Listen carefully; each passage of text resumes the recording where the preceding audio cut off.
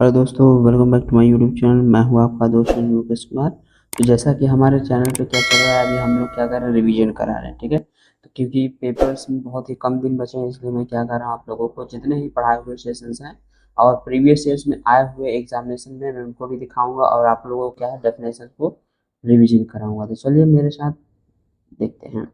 इससे पहले मैं एक वीडियो डाला जिसमें मैंने क्या किया था, विस्थापन और द्विविस्थापन को कराया था। इसलिए मैं क्या हूँ, आज उसके आगे के टॉपिक को कवर करा रहा हूँ। ठीक है, तो इसमें क्या है, हमारा पहला अवक्षेपण अभिक्रिया क्या होता है। ठीक है, जिसे बोलते हैं प्रिसिपिटेशंस। ठीक है, रिएक्शंस।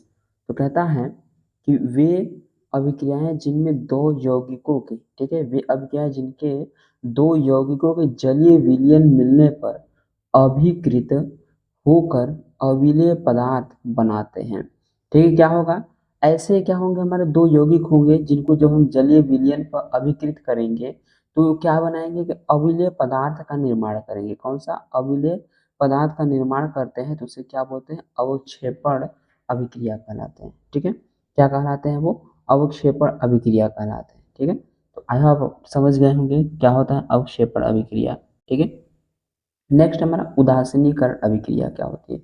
उदासीनीकरण अभिक्रिया यानी कि आई होप समझ गए होंगे कि जब हमने सेकेंड लेसन में जब हम इसको पढ़े थे, क्या होता था, अम्ल और क्षार से जब हम अभिक्रिया कराते थे तो हमारा क्या होता था, उदासीन अभिक्रिया हो जाती थी, यानी कि जल बनता था। तो जल बनने की, लवण और जल बनने की क्रिया को क्या बोलते हैं हम लोग, उदासीनीकरण अभिक्रिया कहते हैं। तो जैसा कि इसमें क्या है कि वे अभिक्रियाएं जिनमें जल क्षारकों से, ठीक है, अभिक्रिया करके लवण तथा जल बनाते हैं, उदासीनीकरण अभिक्रिया कहलाते हैं। तो इसमें क्या है, वही सेम डेफिनेशन है कि वे अभिक्रियाएं जिनमें अम्ल, ठीक है, अम्ल क्या करेगा, क्षारक से अभिक्रिया करेगा। ठीक है, अम्ल और क्षारक आपस में अभिक्रिया करके क्या बनाएंगे, लवण तथा जल बनाते हैं।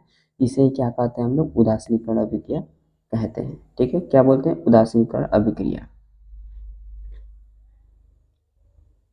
नेक्स्ट है हमारा ऑक्सीकरण अभिक्रिया, ऑक्सीडेशन रिएक्शन। ठीक है, क्या बोलते हैं इसे, ऑक्सीडेशन रिएक्शन। तो अब ये क्या होता है, तो कह रहा है वे अभिक्रियाएं जिनमें ऑक्सीजन से संयोग होता है, यानी कि ऐसी अभिक्रियाएं जिनमें क्या होता है, ऑक्सीजन जुड़ता है, ऑक्सीजन के क्या लगता है, ऑक्सीजन की संख्या बढ़ती है, तो उसे क्या बोलते हैं हम लोग, ऑक्सीकरण अभिक्रिया कहते हैं। और इसमें एक और काम होता है कि हाइड्रोजन निष्कासित होती है, ऑक्सीकरण अभिक्रिया कहलाते हैं। तो समझिएगा कि ऐसी अभिक्रियाएं जिनमें हाइड्रोजन ऑक्सीजन के क्या हो, बढ़ोतरी हो, ऑक्सीजन जुड़े और जो हमारा हाइड्रोजन क्या हो वहां से निकले।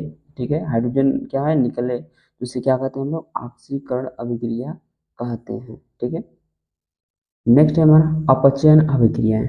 अपचयन यानी कि रिडक्शंस रिएक्शंस। तो वे रासायनिक अभिक्रियाएं जिनमें हाइड्रोजन का योग, ठीक है, अब इसमें अपचयन में क्या होता है कि वे रासायनिक अभिक्रियाएं जिनमें क्या हो, हाइड्रोजन का योग हो, यानी कि हाइड्रोजन जुड़े वहां पे, तथा ऑक्सीजन का निष्कासन हो, और क्या हो, ऑक्सीजन वहां पे कैसी हो, निष्कासित हो जाए। ठीक, ऑक्सीजन वहां से हट जाए, तो उसे क्या कहते हैं हम लोग, अपचयन अभिक्रिया कराते हैं। ठीक है, अब ऑक्सीकरण और अपचयन को थोड़ा सा समझेंगे तो आप लोगों को बहुत ही अच्छे तरीके से क्लियर हो जाएगा। ऑक्सीकरण में क्या होता था, ऑक्सीजन का जोड़ होता था, और अपचयन में क्या होता है, हाइड्रोजन का जोड़ होता है। यहाँ पे हाइड्रोजन निकलता था, यहाँ पे ऑक्सीजन निकल रहा है। ठीक है, तो दोनों क्या है, एक दूसरे के विपरीत हैं। ठीक, इस तरीके से। अगला हमारा रेडॉक्स अभिक्रिया। तो रेडॉक्स अभिक्रियाएं क्या होती है, रेडॉक्स रिएक्शंस वे अभिक्रियाएं जिनमें एक पदार्थ ऑक्सीकृत, ठीक है, वे पदार्थ जिनमें एक पदार्थ क्या होगा, ऑक्सीकृत तथा दूसरा पदार्थ अपचयित होगा, रेडॉक्स अभिक्रियाएं कहलाती है। यानी कि ऐसी अभिक्रियाएं क्या हो जिसमें एक में ऑक्सीकरण हो, दूसरे में अपचयन हो। ठीक है, एक में ऑक्सीकरण तथा दूसरे में अपचयन होगा, तो उसे क्या कहेंगे हम लोग, रेडॉक्स अभिक्रिया बोलेंगे। ठीक है, तो ये चीज है।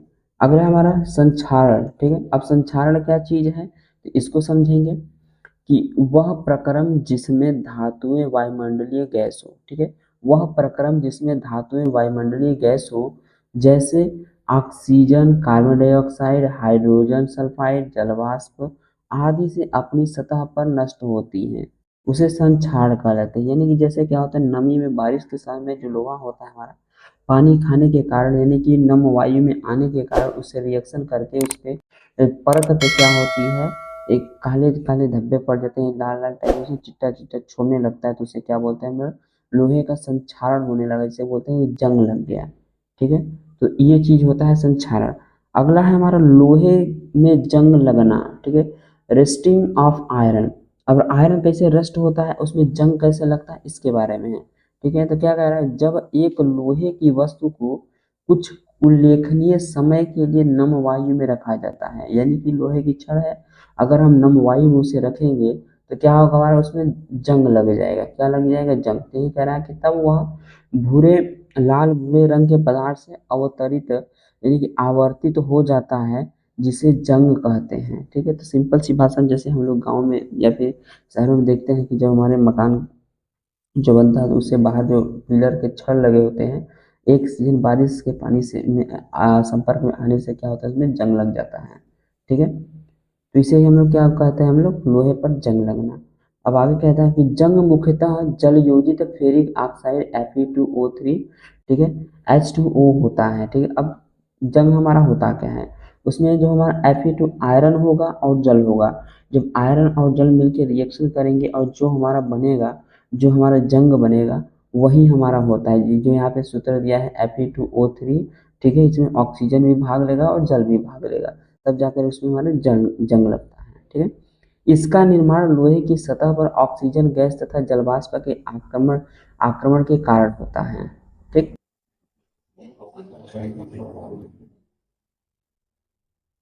तो वही बात है, जब रिएक्शन कर लेंगे तो क्या होगा, हमारा जंग लग जाएगा।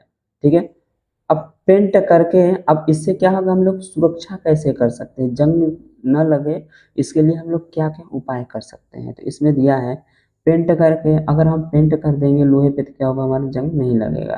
ग्रीस लगा दें, अगर बारिश के समय से पहले हम अगर ग्रीस लगा दें तो भी ठीक रहेगा।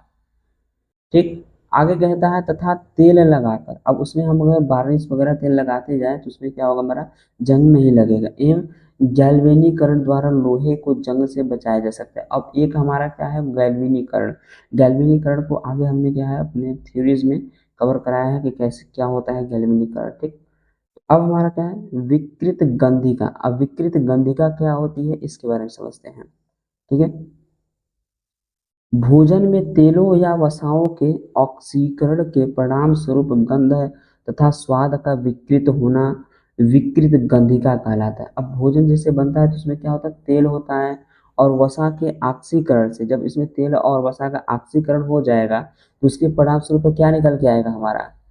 ठीक है, तो तेलों और वसाओं के ऑक्सीकरण होने की वजह से हमारा क्या लगता है, उसमें गंध आने लगती है, क्या बोलते हैं, टेस्ट आने लगता है, स्वाद का विकृत हो जाता है, इसे क्या बोलते हैं, विकृत गंधिका कहते हैं। विकृत गंधिका को प्रति ऑक्सीकारक मिला करके निर्वात पैकिंग, ठीक है, निर्वात पैकिंग करके वायु को नाइट्रोजन से प्रतिस्थापित करके तथा खाद्य पदार्थों को प्रशीतित करके रोका जा सकता है। यानी कि खाद्य जो, जैसे हम लोग कोई चिप्स वगैरह लेते हैं तो उसमें क्या होती है, गैस, यानी कि फूला फूला रहता है, तो उसमें क्या होता है, नाइट्रोजन गैस होती है। और नाइट्रोजन गैस इसलिए भरते हैं ताकि जो हमारा खाद्य पदार्थ है ज़्यादा दिनों तक टिका रहे, वो खराब ना हो, इसलिए होता है। ठीक है,